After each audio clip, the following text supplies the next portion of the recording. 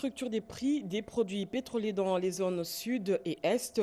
L'enjeu principal pour le vice-premier ministre de l'économie est de promouvoir la transparence, la garantie, l'équité fiscale en vue d'assurer la stabilité économique durable.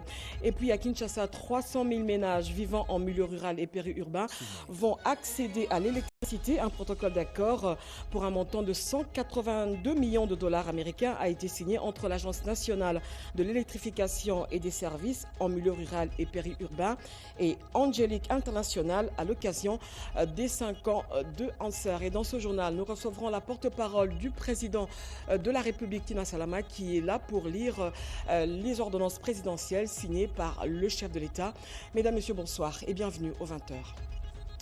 Les structures de paix et les structures de prix de produits pétroliers pour les zones sud et est ont été validées par le comité élargi des prix de produits pétroliers réuni sous l'égide du ministère de l'économie. Cette validation concerne aussi les structures de prix de produits pétroliers terrestres pour les zones de consommation domestique. Un reportage de Rodi Panda.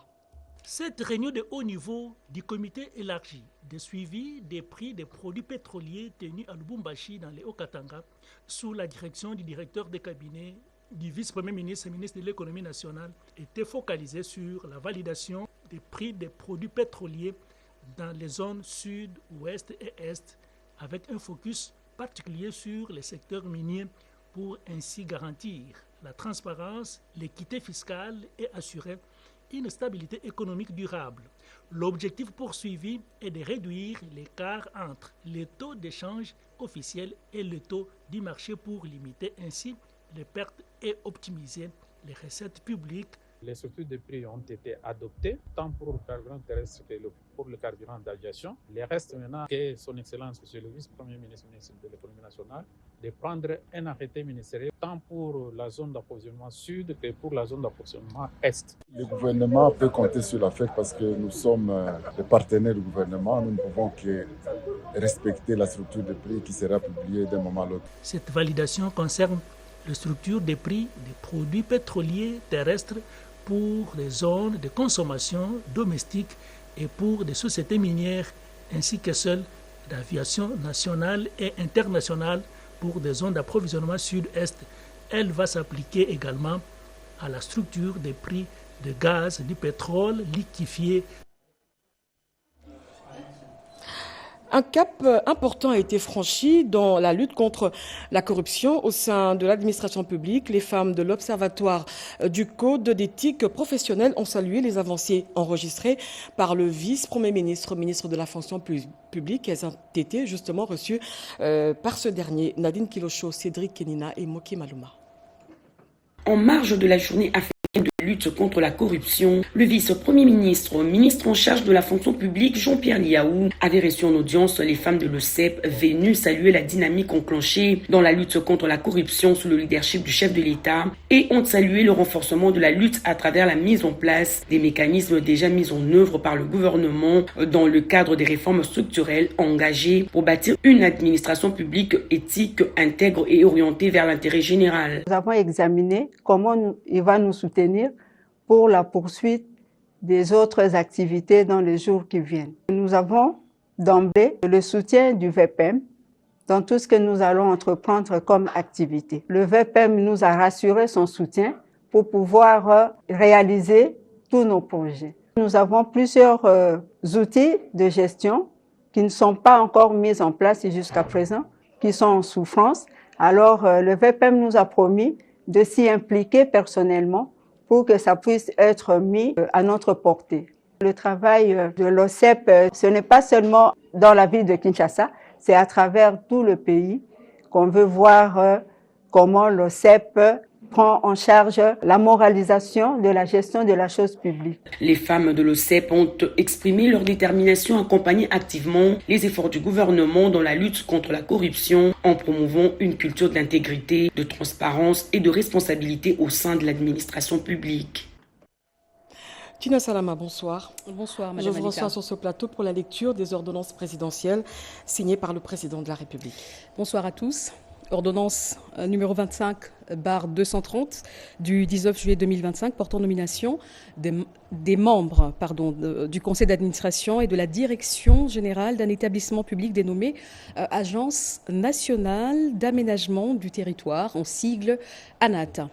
Le président de la République, vu la Constitution telle que modifiée et complétée par la loi numéro 11/002 du 20 janvier 2011 portant révision de certains articles de la Constitution, spécialement ces articles 79 et 81, vu la loi numéro 08/009 du 7 juillet 2008 portant dispositions générales applicables aux établissements publics, vu les décrets loi numéro 17/2002 du 3 octobre 2002 portant code de conduite de l'agent public de l'État, vu l'ordonnance numéro 24/88 du 11 octobre 2024 portant organisation et fonctionnement du gouvernement, modalités de collaboration entre le président de la République et le gouvernement, ainsi qu'entre les membres du gouvernement, vu l'ordonnance numéro 22/003 du 7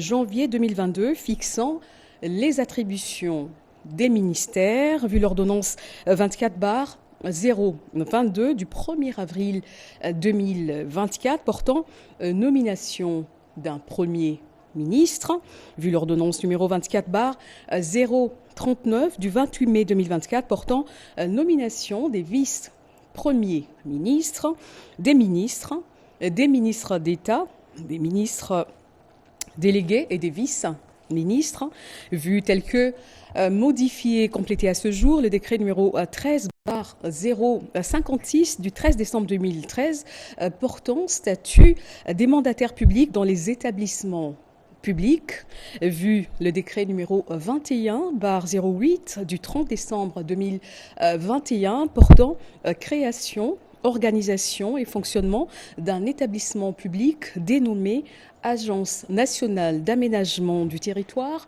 en sigle ANAT, spécialement ses articles 1, 3, 4, 6 et 13, vu les dossiers personnels des intéressés, considérant la nécessité et l'urgence, sur proposition du gouvernement, ordonne. Article 1er. Sont nommés membres du conseil d'administration de l'Agence nationale d'aménagement du territoire, en sigle ANAT, les personnes ci-après.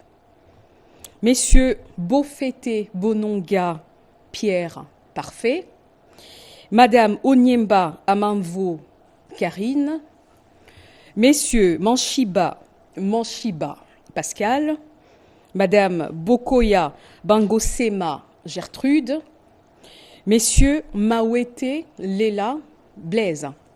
Article 2. Sont nommés aux fonctions spécifiées en regard de leur nom les personnes ci-après.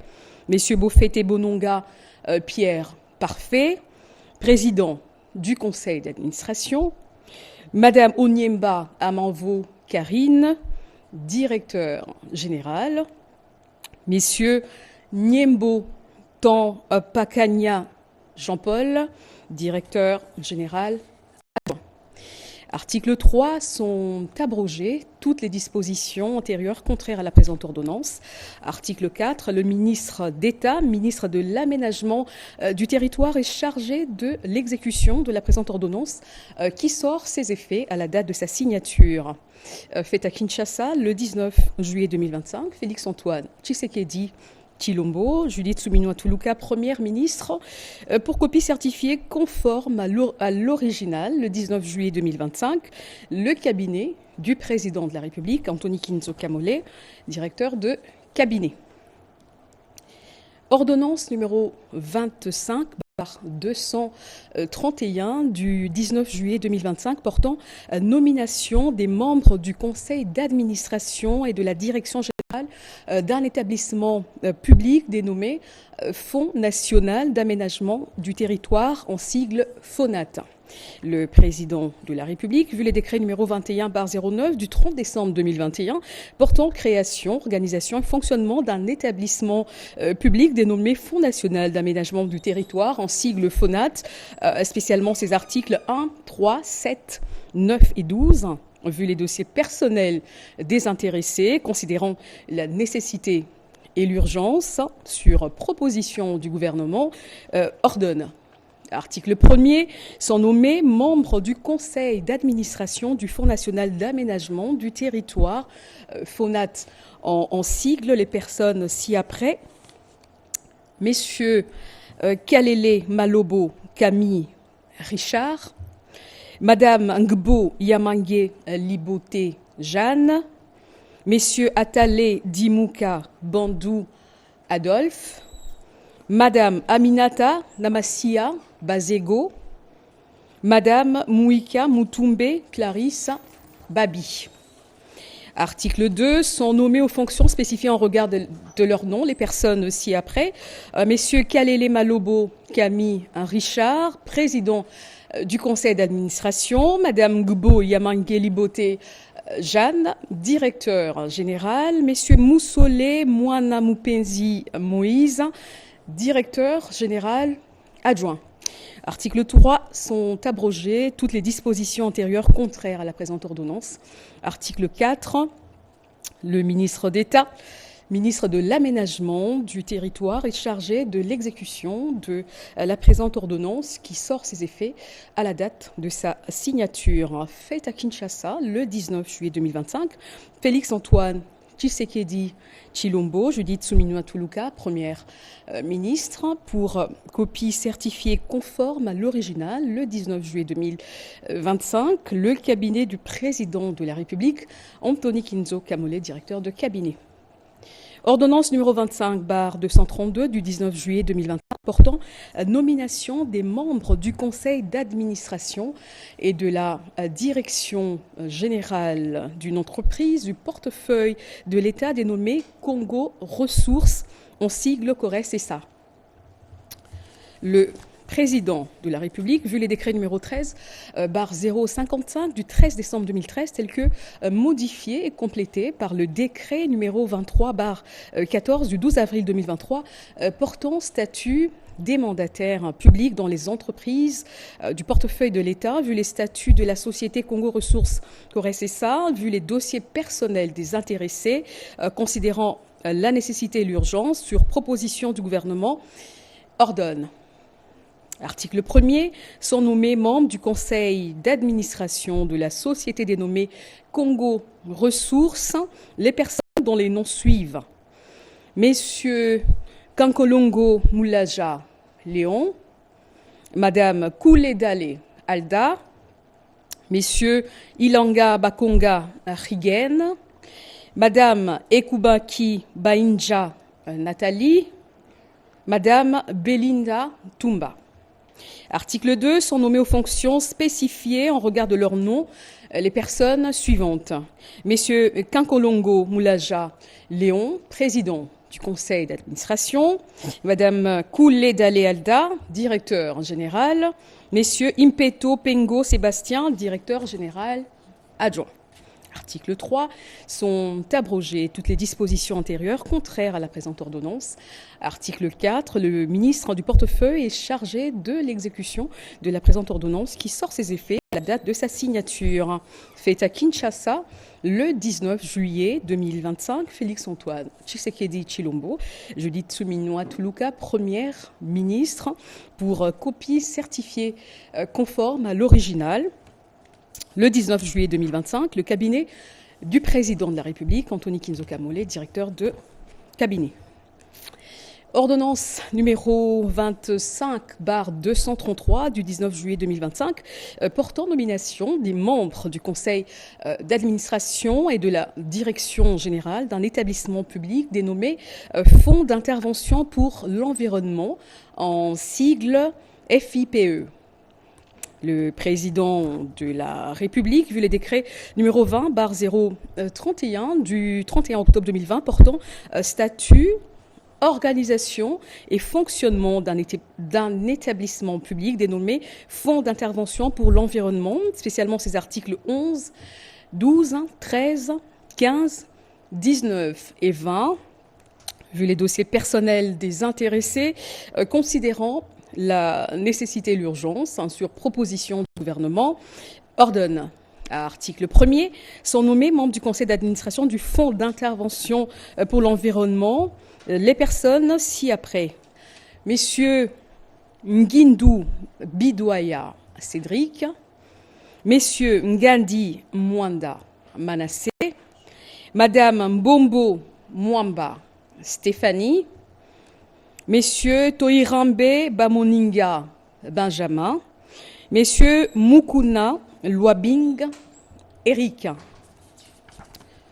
Article 2, sont nommés aux fonctions spécifiées en regard de leur nom, les personnes ci-après. Messieurs Nguindou Bidouaya Cédric, président du conseil d'administration. Messieurs Ngandi Mwanda Manassé, directeur général. Messieurs Anthony Dalla, directeur général adjoint.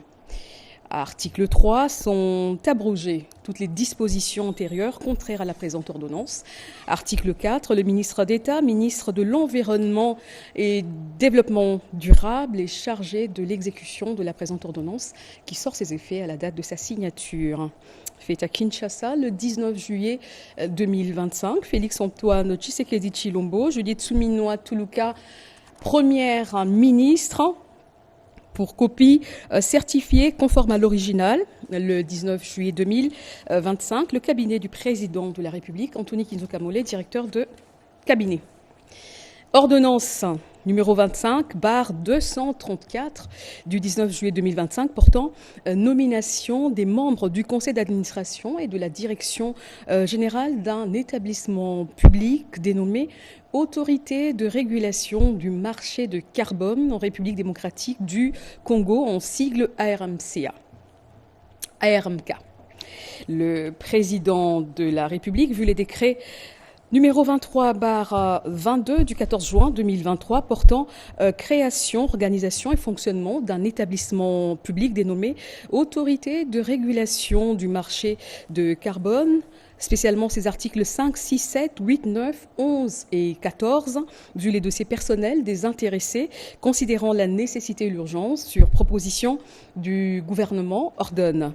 Article 1er, sont nommés membres du conseil d'administration de l'autorité de régulation du marché de carbone en sigle ARMK, les personnes ci-après, messieurs Moliba Bakanza Jacques Célestin, messieurs Nsimba Bisimpi Guy, messieurs Massamba ou Massamba Ferdinand, messieurs Kibambe Kikangala André, messieurs Longunza Malassi Joseph. Article 2, sont nommés aux fonctions spécifiées en regard de leur nom, les personnes ci-après, messieurs Moliba Bakanza Jacques Célestin, président du conseil d'administration, messieurs Nsimba Bisimpi Guy, directeur général, madame Likunde Mboyo Fifi, directeur général adjoint.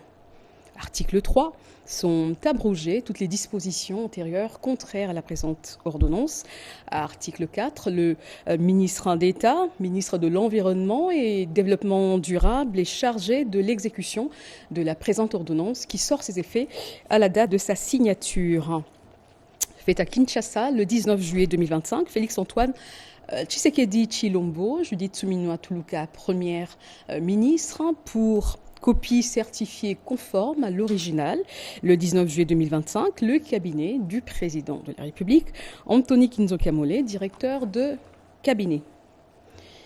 Ordonnance numéro 25/235 du 19 juillet 2025 portant nomination des membres du conseil d'administration et de la direction générale d'un établissement public dénommé Fonds de promotion de l'industrie en sigle FPI.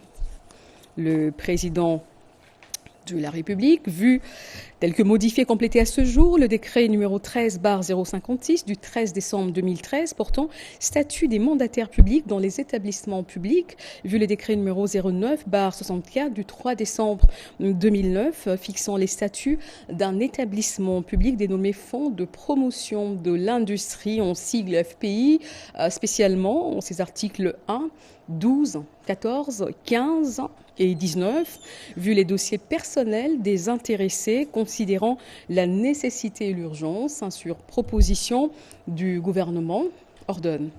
Article 1er, sont nommés membres du conseil d'administration du Fonds de promotion de l'industrie FPI en sigle les personnes ci-après. Madame Kantoumwa Moukalai Vicky, Messieurs Ntumba Batukonke Hervé Claude, Messieurs Lotape Madimbo Nelson, Messieurs Massamba Kinwani, Madame Wanzambi Lusambo Abigail. Article 2. Sont nommés aux fonctions spécifiées en regard de leur nom les personnes ci-après. Madame Katoumwa Moukalai Vicky, président du conseil d'administration. Messieurs Ntumba Batukonke Hervé Claude, directeur général. Messieurs Mastaki Birindwa Blaise, directeur général adjoint. Article 3, sont abrogées toutes les dispositions antérieures contraires à la présente ordonnance. Article 4, le ministre de l'Industrie et Développement des petites et moyennes entreprises est chargé de l'exécution de la présente ordonnance qui sort ses effets à la date de sa signature. Fait à Kinshasa le 19 juillet 2025. Félix Antoine Tshisekedi Tshilombo, Judith Suminwa Tuluka, première ministre, pour copie certifiée conforme à l'original. Le 19 juillet 2025, le cabinet du président de la République, Anthony Kinzo Kamole, directeur de cabinet. Ordonnance numéro 25/236 du 19 juillet 2025 portant nomination des membres du conseil d'administration et de la direction générale d'un établissement public dénommé Fonds de développement du service universel, en sigle FDSU. Le président de la République, vu les décrets numéro 22/51 du 30 décembre 2022 portant création et organisation d'un établissement public dénommé Fonds de développement du service universel, spécialement ses articles 11, 12, 13, 14 et 20, vu les dossiers personnels des intéressés, considérant la nécessité et l'urgence sur proposition du gouvernement, ordonne. Article 1er, sont nommés membres du conseil d'administration du Fonds de développement du service universel et personnes ci-après. Messieurs Kalonda Kiomba Adolphe, Messieurs Binene Akadiat Paterne, Messieurs Mouteba Lutanda Delphin, Messieurs Betou Kabamba Alain, Madame Bassiala Landou Njema. Article 2, sont nommés aux fonctions spécifiées en regard de leur nom les personnes ci-après. Messieurs Kalonda Kiomba Adolphe, président du conseil d'administration. Messieurs Binene Akadiat Paterne, directeur général. Madame Lepas Kassanda Marie-Laure, directeur général adjoint. Article 3, sont abrogées toutes les dispositions antérieures contraires à la présente ordonnance. Article 4, le ministre des Postes, Télécommunications et Numériques est chargé de l'exécution de la présente ordonnance qui sort ses effets à la date de sa signature. Fait à Kinshasa, le 19 juillet 2025, Félix Antoine Tshisekedi Tshilombo, Judith Suminwa Tuluka, première ministre, pour copie certifiée conforme à l'original, le 19 juillet 2025, le cabinet du président de la République, Anthony Kinzo Kamole, directeur de cabinet. Ordonnance numéro 25/237 du 19 juillet 2025 portant nomination des membres du conseil d'administration et de la direction générale d'un établissement public dénommé Institut des musées nationaux du Congo. Le président de la République, revu l'ordonnance numéro /141 du 30 août 2022 portant nomination des membres du conseil d'administration et de la direction générale d'un établissement public dénommé Institut des musées nationaux du Congo, en sigle IMNC, vu les décrets numéro 09/52 du 3 décembre 2009 fixant les statuts d'un établissement public dénommé Institut des musées nationaux du Congo, en sigle IMNC, spécialement ses articles 1er, 7, 8, 9, 10, 14 et 23, vu les décrets numéro 13/056 du 13 décembre 2013 portant statut des mandataires publics dans les établissements publics, spécialement ces articles 3, 4 et 5, vu les dossiers personnels des intéressés, vu la nécessité et l'urgence, sur proposition du gouvernement, ordonne. Article 1er, sont nommés membres du conseil d'administration de l'Institut des musées nationaux du Congo en sigle IMNC, messieurs Kokola Twali Prince, messieurs Siala Simon, madame Bouembola Lotigo Modestine, madame Mafuta Nkoi Bernadette, messieurs Chiunza Kabangu Serge. Article 2. Sont nommés aux fonctions spécifiées en regard de leur nom les personnes ci-après. Messieurs Kokola Ntwali Prince, président du conseil d'administration. Messieurs Siala Simon, directeur général. Madame Mougolé Bambou Juliette, directeur général adjoint. Article 3, sont abrogées toutes les dispositions antérieures contraires à la présente ordonnance. Article 4, la ministre de la Culture, Arts et Patrimoine est chargée de l'exécution de la présente ordonnance qui sort ses effets à la date de sa signature. Fait à Kinshasa le 19 juillet 2025, Félix-Antoine Tshisekedi Tshilombo, Judith Suminwa Tuluka, première ministre, pour copie certifiée conforme à l'original le 19 juillet 2025, le cabinet du président de la République, Anthony Kinzo Kamole, directeur de cabinet. Ordonnance numéro 25/238 du 19 juillet 2025 portant nomination des membres du conseil d'administration et de la direction générale d'une entreprise du portefeuille de l'État dénommée Caisse générale d'épargne du Congo, en sigle CADECO SA.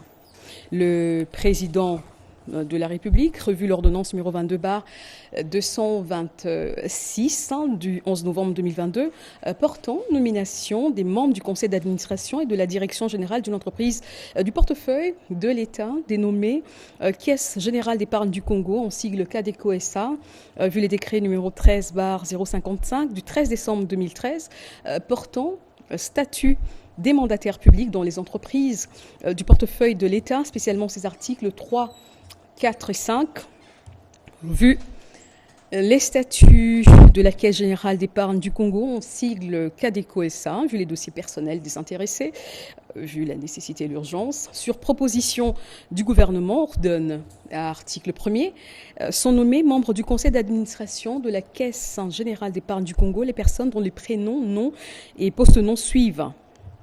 Sont nommés donc membres du conseil d'administration de la Caisse générale d'épargne, CADECO, les personnes ci-après.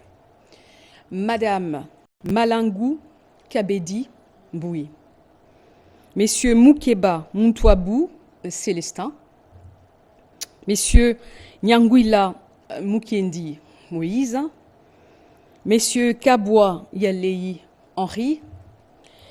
Messieurs Bello Pindi Madame Bello Pindi Jacqueline, Messieurs Mwenze Wakadilo Rosen, Messieurs Eolo Eoni Norbert, Messieurs Litangui Madika Jean Bédel, Madame Maboya Damanzo Annie. Article 2, sont nommés aux fonctions en regard de leur nom et post-nom et prénom, les personnes ci-après. Madame Malangou Kabedi Mbouy, président du conseil d'administration. Messieurs Moukeba Muntwabou Célestin, directeur général. Messieurs Louvoiseau Tela Boyoma Christian, directeur général adjoint. Article 3. Sont abrogées toutes les dispositions antérieures contraires à la présente ordonnance. Article 4. Le ministre du portefeuille est chargé de l'exécution de la présente ordonnance qui sort ses effets à la date de sa signature. Fait à Kinshasa le 19 juillet 2025. Félix-Antoine Tshisekedi Tshilombo, Judith Suminwa Tuluka, première ministre, pour copie certifiée conforme à l'original le 19 juillet 2025. Le cabinet du président de la République, Anthony Kinzo Kamole, directeur de cabinet. Ordonnance numéro 25/239 du 19 juillet 2025 portant nomination d'un gouverneur de la Banque centrale du Congo, BCC. Le président de la République, vu la Constitution telle que modifiée par la loi numéro 11/002 du 20 janvier 2011 portant révision de certains articles de la Constitution de la République démocratique du Congo du 18 février 2006, spécialement ses articles 79, 81, 176, 177 et 221, vu la loi organique numéro 18/027 du 13 décembre 2018 portant organisation et fonctionnement de la Banque centrale du Congo, spécialement ses articles 1er 3, 33, 35, 36, 37, 38, 52, 53, 54, 57 et 64, vu l'ordonnance numéro 24/88 du 11 octobre 2024 portant organisation et fonctionnement du gouvernement, modalités de collaboration entre le président de la République et le gouvernement, ainsi qu'entre les membres du gouvernement, vu l'ordonnance numéro 22/003 du 7 janvier 2022 fixant les attributions des ministères, vu l'ordonnance numéro 24/022 du 1er avril 2024 portant nomination d'un Premier ministre, vu l'ordonnance numéro 24/039 du 28 mai 2024 portant nomination des vice-premiers ministres, des ministres d'État, des ministres délégués, des vice-ministres. Revu l'ordonnance numéro 21/041 du 12 juillet 2021, modifiant et complétant l'ordonnance numéro 21/036 du 30 juin 2021, portant nomination d'un gouverneur et des vice-gouverneurs de la Banque centrale du Congo, vu le dossier personnel de l'intéressé, vu la nécessité et l'urgence, sur proposition du gouvernement, le Conseil des ministres entendu, ordonne, article 1er, est nommé gouverneur de la Banque centrale du Congo, messieurs André Wameso Nkwaloloki. Article 2, sont abrogées toutes les dispositions antérieures contraires à la présente ordonnance. Article 3, le ministre des Finances est chargé de l'exécution de la présente ordonnance qui sort ses effets à la date de sa signature. Fait à Kinshasa, le 19 juillet 2025, Félix-Antoine Tshisekedi Tshilombo, Judith Suminwa Tuluka, Première ministre, pour copie certifiée conforme à l'original. Le 19 juillet 2025, le cabinet du président de la République, Anthony Kinzo Kamole, directeur de cabinet.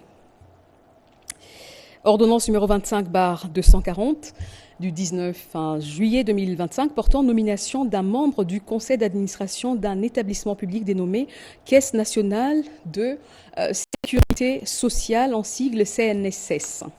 Le président de la République, vu les décrets numéro 18/027 du 14 juillet 2028 portant création, organisation et fonctionnement d'un établissement public dénommé Caisse nationale de sécurité sociale, en sigle CNSS, spécialement ses articles 1er, 9, 10, 11, 12 et 27, vu le décret numéro 13/056 du 13 décembre 2013 portant statut des mandataires publics dans les établissements publics, spécialement ses articles 3, 4 et 5, vu le dossier personnel de l'intéressé, vu la nécessité et l'urgence, le Conseil des ministres entendu ordonne.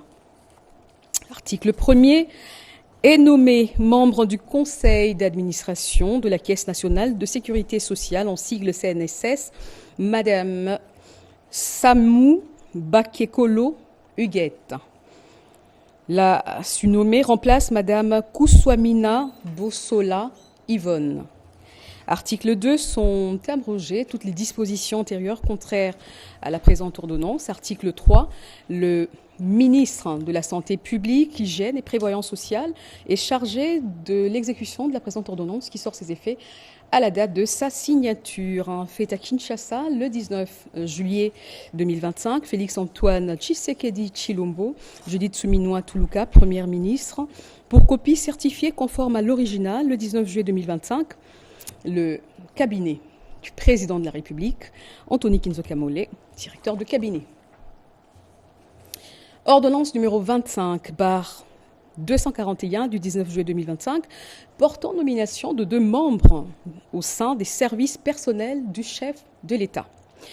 Le président de la République, vu la Constitution telle que modifiée par la loi numéro 11/002 du 20 janvier 2021 portant révision de certains articles de la Constitution de la République démocratique du Congo du 18 février 2006, spécialement son article 79.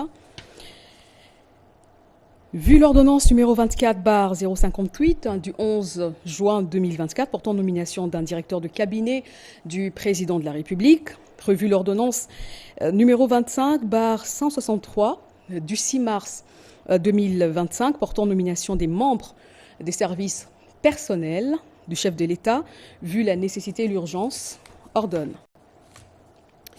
Sont nommés membres au sein des services personnels du chef de l'État aux fonctions spécifiées en regard de leur nom les personnes ci-après. Messieurs Kalenga Kazadi Roger, porte-parole adjoint du chef de l'État. Messieurs Vedozo Waikwa Mehdi, chargé des missions du chef de l'État en charge des analyses stratégiques. Article 2. Sont abrogées toutes les dispositions antérieures contraires à la présente ordonnance.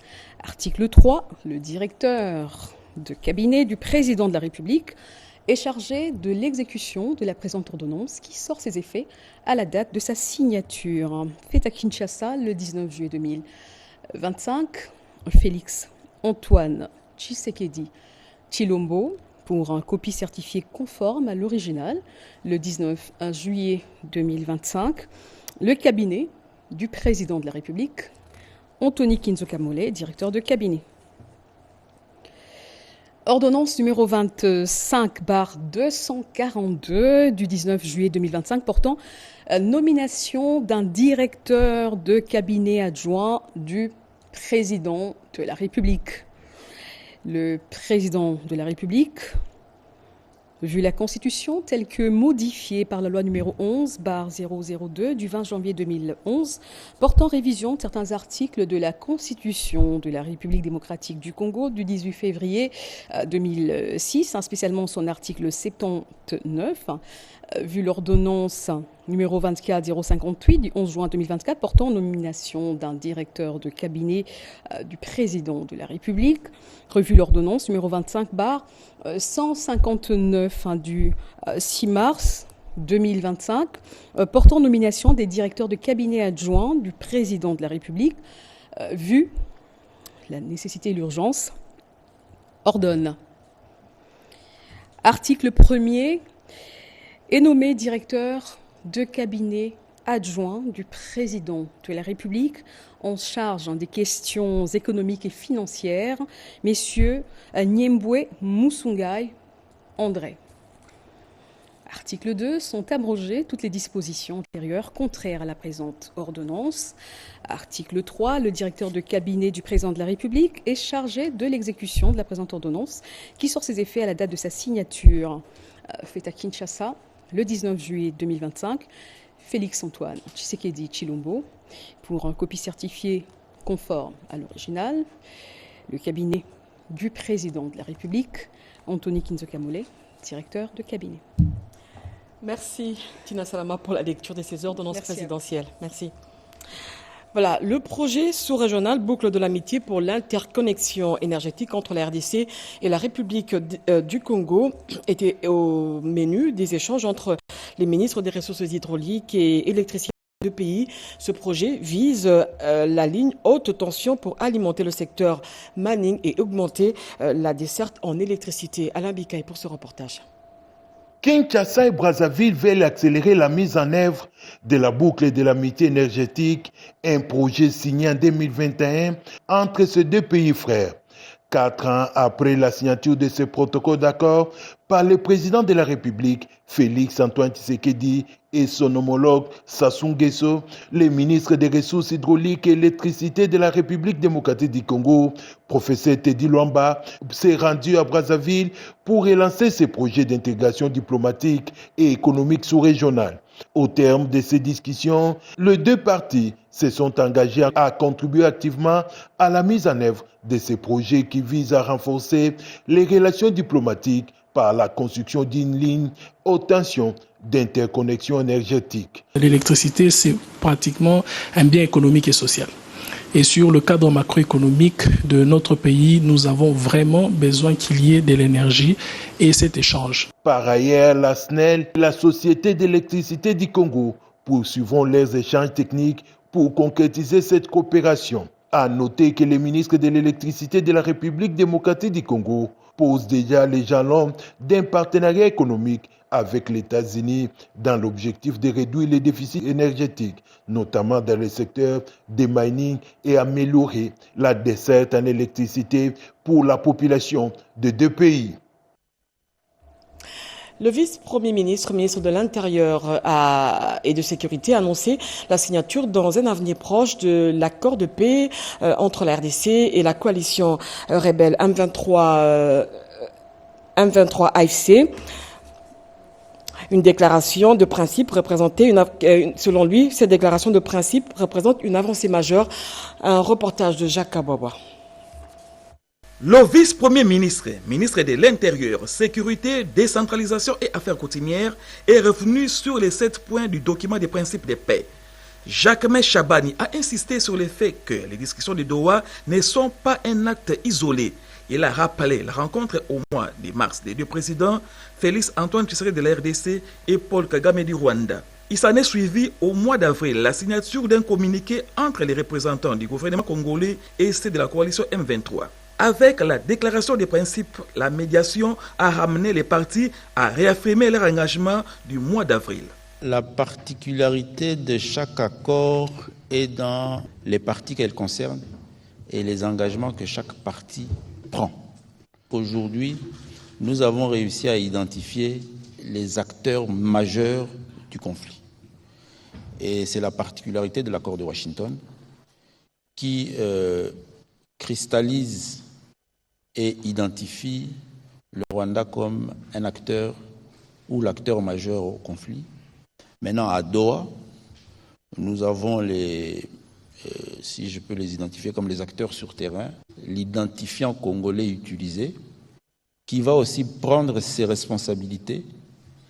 Et aujourd'hui, dans la déclaration de principe, il a réaffirmé sa volonté, non seulement à cesser le feu, mais à aller vers une paix durable et une paix circonscrite à travers les principes tels qu'énumérés dans le document en question. Patrick Mouyaya Temboué, ministre de la Communication et Médias, a par ailleurs informé de la tenue d'une réunion avec les responsables des médias qui ont pris l'engagement de contribuer aux efforts de la construction de la paix. Le porte-parole du gouvernement a insisté sur le fait de ne pas mélanger tous ces processus de paix.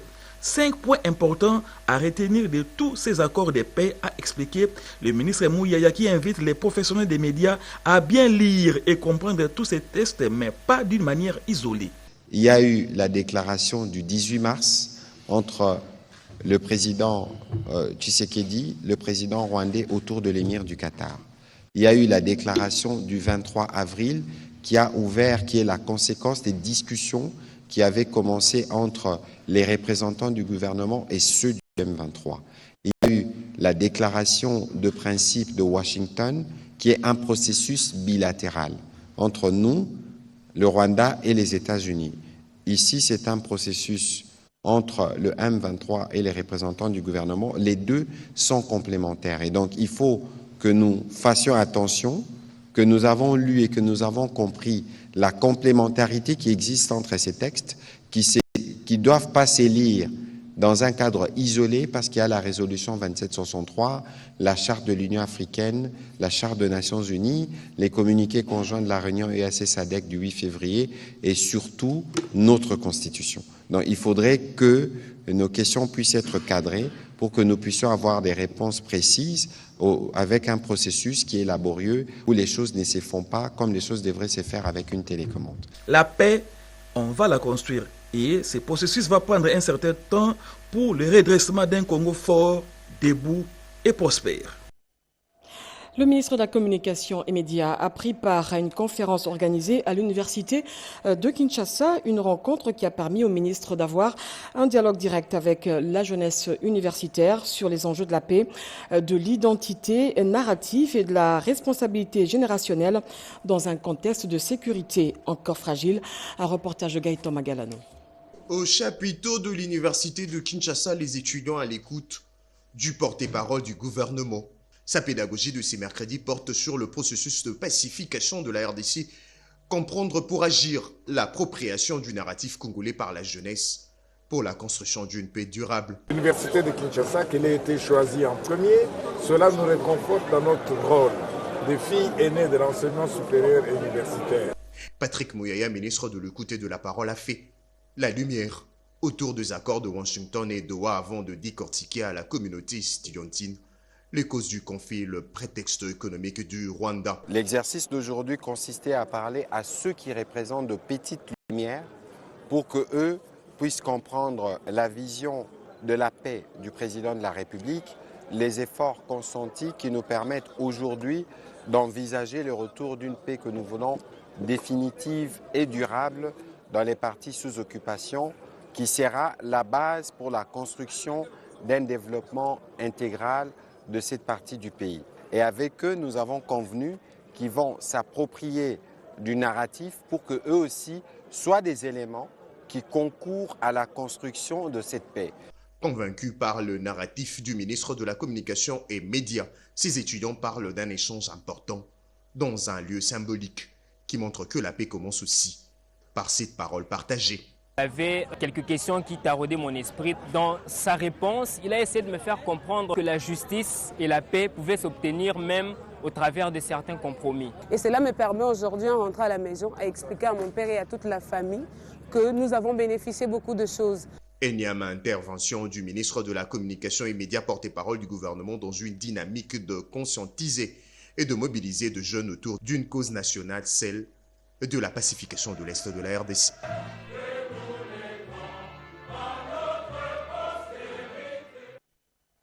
Et puis le général Israël Kantou poursuit sa tournée d'itinérance pour sensibiliser les policiers à la discipline.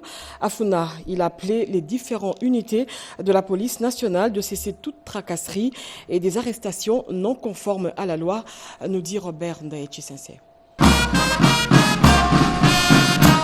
Début d'une tournée d'itinérance du commissaire provincial de la police nationale congolaise, ville de Kinshasa, le général Israël Kantou. Première étape, le commissariat urbain de la Funa. Une tournée marquée par une parade mobilisant plusieurs unités de la police nationale congolaise, ville de Kinshasa. Occasion pour le général Israël Kantou d'adresser un message fort sur la discipline, la sécurité de la population, la lutte contre les Kuluna et le patriotisme. Le numéro 1 de la police, ville de Kinshasa, a insisté sur l'importance de la discipline au sein des forces de l'ordre. La sécurité de la population est notre priorité absolue, martèle-t-il. Il a créé une police sociale congolaise avec la mission de sécuriser la population et garder ses biens. Un des points centraux de son adresse a été la nécessité de traquer les Kuluna, ces bandes de malfaiteurs qui sèment la terreur dans certains quartiers de la ville-province de Kinshasa. Le général Israël Kantou a exhorté les policiers à intensifier leurs efforts dans la lutte contre cette criminalité. Le commissaire provincial a évoqué le patriotisme, soulignant que chaque policier doit être un modèle de vertu et d'engagement pour la nation. La police a été créée pour sécuriser la population. Nous devons être disciplinés. Une parade qui s'est terminée par la présentation de 25 jeunes bien identifiés comme Kuluna, arrêtés dans le cadre de l'opération Dobo 2. Le directeur général de l'ACP, Bienvenue Marie Bakoumania, a reçu les membres du comité de l'association des professionnels des médias publics venus lui présenter leur civilité. Un reportage de Rodé Panda. L'agence congolaise des presses ACP, le réseau national de télécommunications par satellite Renatelsat et la radio-télévision nationale congolaise RTNC, ces 3 médias officiels de l'État veulent imprimer une dynamique d'échange d'expériences, renforcer la solidarité et un esprit de cohésion pour garder l'ascendance d'informer les publics congolais suivant les normes de la profession face à l'invasion des nouvelles technologies. C'est dans cette optique que le directeur général de l'ACP, Bienvenue Marie Bakoumania, a échangé dans son cabinet avec les membres de l'association des professionnels des médias publics, avec en tête le président Tabassenge Placide. L'objectif est de créer un esprit de cohésion et de solidarité professionnelle. Nous avons présenté notre comité, qui est un comité très important, qui est composé de vieux routiers dans la presse. Je suis présidente, maman elle est là, et vice-présidente. Nous avons un secrétaire général, M. Loukoussa.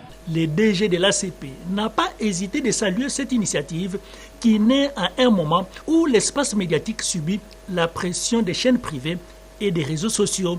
Il est donc d'un privilège capital pour cette structure de défendre les intérêts et droits sociaux de ces professionnels qui travaillent nuit et jour pour la nation. Cette circonstance a été une belle coïncidence avec la Journée nationale de la presse célébrée le 22 juillet, composée de 10 membres. Les 3 directeurs généraux de ces entreprises publiques sont d'office membres d'honneur de cette association. Après l'ACP, la prochaine étape de civilité est réservée à la directrice générale de la RTNC ainsi qu'à l'ADG du Renatelsat. C'est une mission de reconfort qui a conduit le ministre d'État, ministre du Budget, ce matin à Uvira, dans la province du Sud Kivu. Aimé Boji Sangara était au chevet des FRDC et Wazalendo, blessé au front. Juste après, il a présidé le conseil de sécurité provincial élargi aux représentants des Wazalendo. Un reportage de Yvette Makoutima. Il a fait montre d'un patriotisme sans pareil. Bravant l'insécurité, le ministre d'État, ministre du Budget, Aimé Boji Sangara, natif et élu du Sud Kivu, a marqué les esprits en se rendant personnellement à Luvungi à près de 4 km de la ligne de front Katogota en territoire d'Uvira, épicentre de la résistance contre l'agression rwandaise et leur supplétif de l'AFC M23. Accueilli dans une ambiance chaleureuse, le ministre d'État a transmis au FARDC, soutenu par les vaillants Wazalendo, un message d'encouragement du commandant suprême des FARDC, chef de l'État, Félix-Antoine Tshisekedi Tshilombo, saluant leur courage exceptionnel et leur engagement à défendre la patrie au prix de leur sang. Ni président de la République démocratique, le chef de l'État m'a chargé de vous transmettre un message clair. Il est le président de tous les Congolais, qu'ils viennent du Nord, du Sud, de l'Est, de l'Ouest ou de Centre. Il ne gouverne pas pour une tribu, un clan ou une région. À Uvira Centre, siège provisoire des institutions provinciales, ces notables du Sud Kivu a été accueilli par le gouverneur des provinces et d'autres autorités provinciales, où il a présidé le conseil de sécurité provinciale élargi aux représentants des Wazalendo. Immédiatement après, il a successivement visité l'hôpital général de Kassenga d'Uvira et l'hôpital militaire des garnisons d'Uvira, où il a remis des matelas. Ajouté à cela, des rencontres avec la société civile et les membres provinciaux de la FEC. Lancé dans le cadre de l'initiative pour la transparence des industries extractives, Kinshasa a accueilli cet après-midi les travaux d'amélioration en poule du projet de cadrage du rapport ITIE 2023, un reportage de Rikinzouzi et Hermès Mbanganda. Un rapport ITIE qui renferme toutes les informations possibles pour permettre à toutes les parties prenantes de participer à l'amélioration de celui-ci, garantissant ainsi la fiabilité du dit rapport selon la norme ITIE 2023. C'est l'exercice auquel se sont soumis les participants à l'atelier d'amélioration en pôle du projet des cadrages du rapport ITIE RDC 2023. Le comité exécutif avait bien donné des orientations que le rapport traditionnel est fait sous le secteur industriel, hydrocarbures et mines, tandis que le secteur forestier et l'artisanat minier, nous faisons des études thématiques, c'est-à-dire Ce sont des rapports approfondis sur ces questions pour mieux comprendre quels sont les problèmes, quels sont les défis et comment les résoudre. C'est pour ça que nous les séparons. Donc nous faisons un rapport que nous appelons rapport traditionnel, qui est accompagné des études spécifiques sur des questions spécifiques. Pour accompagner ces processus, le gouvernement de la République a confié cette mission au comité de pilotage et d'orientation de la réforme des finances publiques COREF avec l'appui du projet Encore et la Banque mondiale dans le but ultime d'accroître les recettes publiques et de surcroît améliorer la qualité de la dépense au niveau central et des provinces sélectionnées. Commission pour l'élaboration des prévisions budgétaires de la présidence de la République. C'est le directeur de cabinet adjoint du chef de l'État chargé des questions économiques et financières qui a procédé au lancement des 10 travaux. Un reportage de Jules Chilumbaï et Roger Dieye. Différents services du cabinet de la présidence de la République démocratique du Congo prennent part à ces travaux d'élaboration des prévisions budgétaires sous la supervision de la commission budgétaire exercice 2026. Pendant 4 jours, ils vont évaluer comment les ressources de 2025 ont été allouées afin de définir les objectifs financiers du cabinet avant la rédaction du rapport final. André Wameso, directeur des cabinets adjoint chargé des questions économiques et financières, qui a ouvert officiellement ces travaux, a demandé plus de rigueur dans les analyses pour un budget réaliste.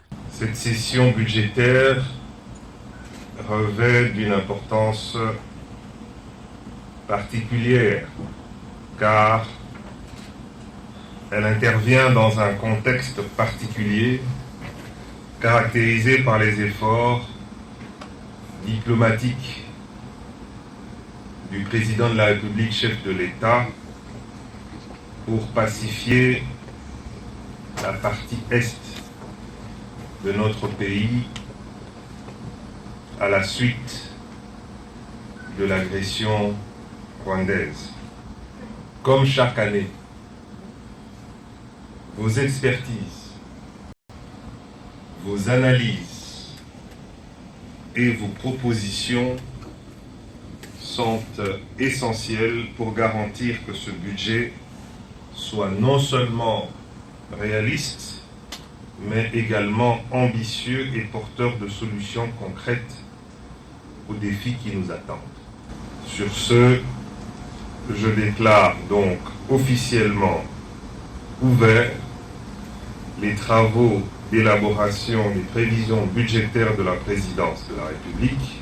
Lors des travaux d'élaboration de la nouvelle politique salariale des agents publics de l'État en avril dernier, les chefs de l'État avaient recommandé notamment que la nouvelle politique salariale qui sera mise en place garantisse une rémunération juste fondée sur les efforts fournis et responsabilités assumées sans favoritisme entre les institutions.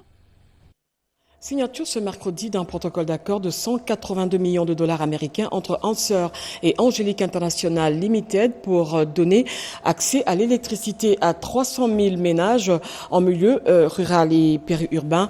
Un reportage de Bobette Inga.